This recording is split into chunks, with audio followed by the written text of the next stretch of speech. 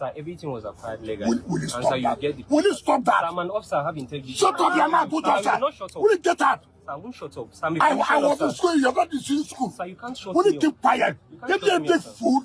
I'm not You are a big fool. I'm not a fool, You can shoot anybody like that. Sir, I'm not You a are the fool. fool. I am not a fool, sir. And for the time I graduated, you were in primary school. I'm acting on orders. Take for which order? And this year, you will see whether you love this year. Sir, you can't call me a fool. Go and open up your mouth. I'm not a fool, sir.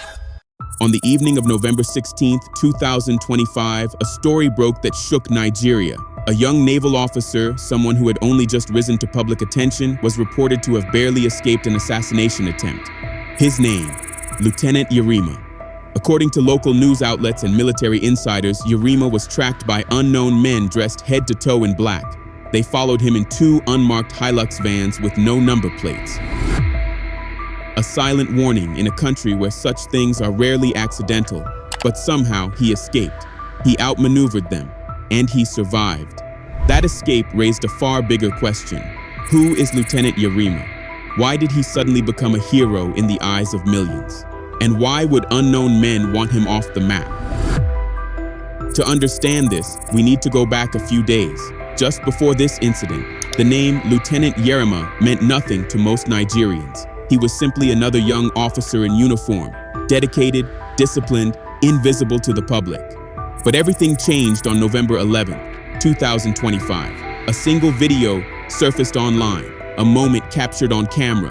And in that moment, Yerima stood up, calmly, firmly, and fearlessly against one of the most powerful politicians in Nigeria. That clip went viral, and suddenly, Yerima was no longer unknown. He became a symbol, a voice, and for some people, a threat. For many Nigerians, tired, frustrated, and worn down by leaders who never listen, seeing a young officer stand boldly against a political giant felt like a rare moment of hope. They had watched politicians rule over them with arrogance for years. So when Lieutenant Yerima confronted the FCT Minister Nyesom Wike, Nigerians didn't just applaud, they celebrated. But what shocked the nation even more was what happened next. Instead of the young officer bowing to a powerful minister, it was Wike who bowed. We'll return to that moment later. Because just days after that confrontation, something far darker unfolded. Military sources reported that Yerima became the target of an attempted assassination. According to the report, he was trailed by unknown men, all dressed in black. They moved in 2 unmarked Hilux vans, no number plates, no identifiers, just silent vehicles stalking him through the city. The vans allegedly followed him from the NIPCO Filling Station off Kubwa Expressway, shadowing him all the way to Gado Nasco Way. But Yerima was no ordinary man. He was trained, alert, and he noticed. Realizing he was being watched, the young officer performed what the military described as a strategic maneuver, a calculated move, sharp, precise, enough to shake off the suspected assailants. The entire incident unfolded around 6:30 p.m., a quiet evening, almost turned deadly. According to military insiders, the case is now under active investigation. They described it as a matter receiving the seriousness it deserves. But beyond that, details are being kept quiet, locked away to avoid compromising the process. Still, for many Nigerians, the timing spoke louder than any statement. Just days earlier, Yerima had clashed with one of the most powerful men in the country, FCT Minister Nyesom Wike. And now, an assassination attempt? People connected the dots instantly. To understand how this all began, we go back to Monday, November 11th, 2025. The location, Gado, one of Abuja's most reserved, affluent, and politically sensitive neighborhoods. What started as a simple routine inspection suddenly turned into a scene so tense, so dramatic, that residents rushed outside with their phones raised, recording everything, unsure whether they were watching legitimate enforcement or the beginning of a dangerous clash between powerful government agencies. Then came the arrival of Nyesom Wike. He appeared like a thundercloud, cutting through the quiet neighborhood with the roar of his security convoy. Heavy vehicles, flashing lights, armed escort, every bit the image of a man used to authority. According to Wike, he was there to inspect an ongoing construction project, one that had raised serious questions. The land, originally designated for parks and recreational use, had reportedly been allocated to Santos Estate Limited, but somewhere along the line it was converted and sold for private residential development without the proper government approvals, and this is where the clash began. Wike later claimed he had come to Gado for one reason: to support development control officials who had been obstructed by military personnel and to stop lawlessness. But the moment he stepped onto the disputed land, everything changed. Standing between the minister and the property was Lieutenant A.M. Yerima, a young naval officer assigned to guard the site. He wasn't loud, he wasn't aggressive, he was calm, steady, and unmovable. And that was the moment Nigerians began paying attention.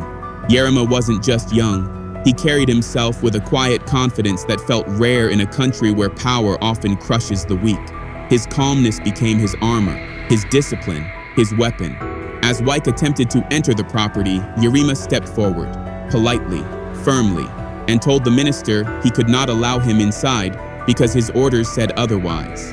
For a man like Nyesom Wike, minister of the entire federal capital territory, a political heavyweight, and someone known to have the president's ear, being stopped by a junior officer was more than unusual.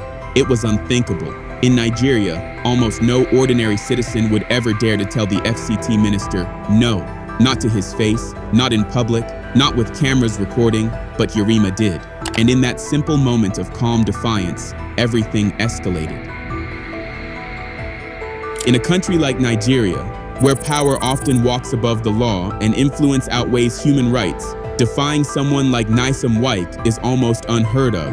Wike is known for his reputation: powerful, sharp-tongued, a man who usually gets exactly what he wants. And in a nation where junior officers rarely challenge those at the top, no one expected what happened next. In broad daylight, with cameras recording and security forces watching, the young lieutenant calmly, politely, rejected Wike's demand. Everyone froze. Wike, his security team, the onlookers. Nobody could believe a junior officer had just said no to one of the most influential politicians in the country. Wike was furious, and so were the members of his security detail, officers of the Nigerian police force. Voices rose, tempers flared, and within seconds, the tension exploded.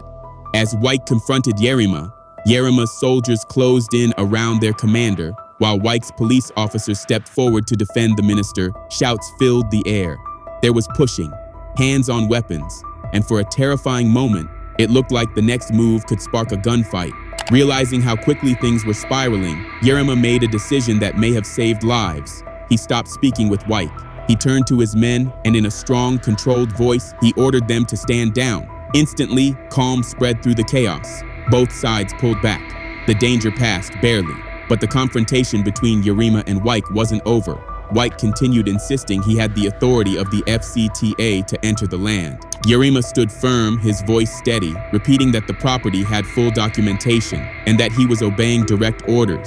2 men, 2 institutions, 1 disputed piece of land, and a nation watching every second. Wike, frustrated and shocked by Yerima's refusal, finally snapped. He turned to insults, calling the young officer a fool and ordering him to keep shut. It was the kind of humiliation that, in Nigeria's power culture, usually crushes the lower-ranking person instantly. But Yerima didn't break. He didn't panic. He didn't even raise his voice. And this is the moment that captured the nation. In the video that spread like wildfire across social media, Lieutenant Yerima stood tall, steady, and completely unshaken. His reply was calm, controlled, and unforgettable. "I'm an officer. I have my integrity. I am not a fool. You cannot shut me up." A line delivered without fear, a line delivered without anger, a line that instantly became iconic. Anyone else might have reacted differently. A heated exchange could have erupted a shouting match, maybe even a physical fight. But Yerima didn't allow that to happen. He simply rejected the insult and held his position, firm but respectful. No chaos, no loss of control, just composure under pressure. Some believe Wike threw that insult hoping to provoke him, to break his discipline, to justify force. But Yerima's response did the opposite. He protected his honor, he protected his soldiers, and he prevented the entire situation from exploding. His quiet defiance became a national symbol, proof that dignity and discipline can stand against power, even in a country where power often wins. But to truly understand this confrontation, we have to ask a simple question. Why was Wike even there? At the center of this entire drama were two pieces of land, Park number 161 in Garki 2 and Green Area Plot 1946 in Gaduwa. According to official paper trails from the FCTA, both parcels had been legally allocated. This directly contradicted Wike's claim that the land had been acquired illegally.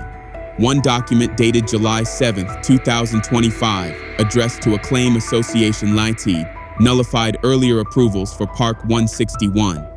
Another letter from May 17, 2022, clearly outlined the lawful subdivision of the 31-hectare Gaduwa property to Santos Estate Limited and several others. These documents didn't just support Yerima's decision, they validated it.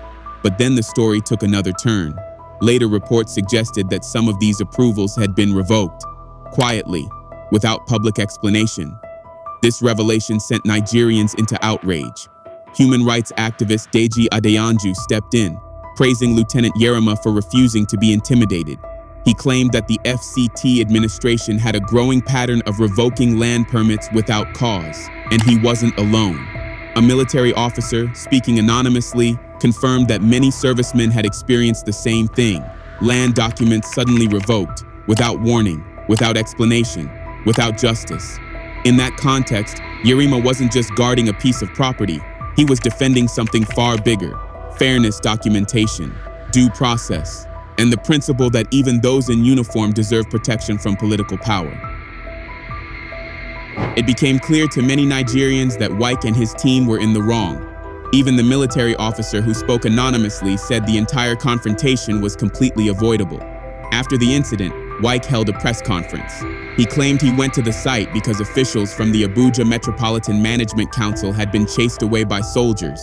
He insisted the land fell under the Federal Capital Territory and that he had a responsibility to investigate reports of illegal construction. But Nigerians weren't convinced, because if Wike truly wanted clarity, there was a simple solution. He could have made a call. He could have checked with the military command in charge of the area. He could have verified the documents before showing up with a full convoy. Instead, he chose another route. He chose the loud entrance, the sirens, the show of force, the classic political power play. But this time, it didn't go as planned. Instead of intimidating a young officer, Wike met someone who refused to be shaken, someone who stood firm, calm, and disciplined. And in that moment, the minister, one of the most powerful figures in Abuja, became the one exposed. Within hours. The internet exploded. Clips of the confrontation went viral. Memes flooded social media. And across the country, from civilian neighborhoods to military barracks, Nigerians applauded Yerima. They praised his courage, they admired his composure, and they celebrated his refusal to bow to political pressure. Yerima wasn't just defending land that day, he was defending dignity, and Nigerians recognized it instantly. Across Nigeria, the reaction was immediate and overwhelming. Social media erupted with praise for Lieutenant Yerima. People called him courageous, brave, a true officer. His photo appeared on WhatsApp statuses everywhere, turning him into an overnight symbol of integrity. Content creators picked up the audio from the confrontation and turned it into skits. Within hours, the clip spread like wildfire. Within days, it had been viewed millions of times. And while citizens celebrated him, something even more powerful happened. The military stood behind their own former Chief of Army Staff, Lieutenant General Tukur Yusuf Buratai, spoke out strongly. He described Wike's behavior as a clear and present danger to national security. He warned that publicly humiliating a uniformed officer doesn't just embarrass the soldier, it weakens discipline across the entire force. Then came another voice, the former Chief of Defense Staff, General Lucky Irabor. His message was firm and unmistakable. Whether it's a young officer or a senior one, when you make disparaging remarks against them, you insult the state itself. The uniform is not about who is wearing it. It represents the authority of the state. In other words, Yerima wasn't just defending a piece of land, he was defending the dignity of the uniform. And Nigeria's top generals made it clear, that uniform must be respected. As the story spread across the country, it ignited a national debate, not just about land, not just about politics, but about power, respect, uniform, and the lines between civilian authority and military duty. Most Nigerians criticized Wike, but beneath the loud reactions, there were quiet whispers. Could Yerima be punished for confronting the FCT minister?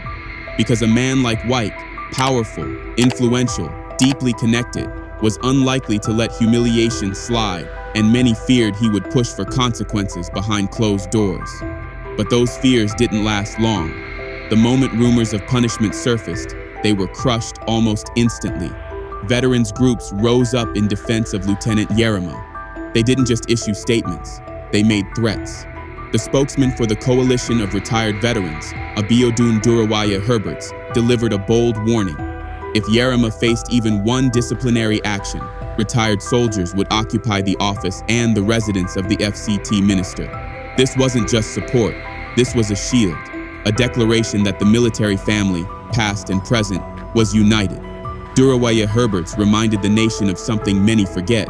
Military personnel swear allegiance to Nigeria, not to individual politicians, and he demanded something rare in Nigerian politics, an apology from Wike. How can a public office holder call an officer a fool on camera? He asked.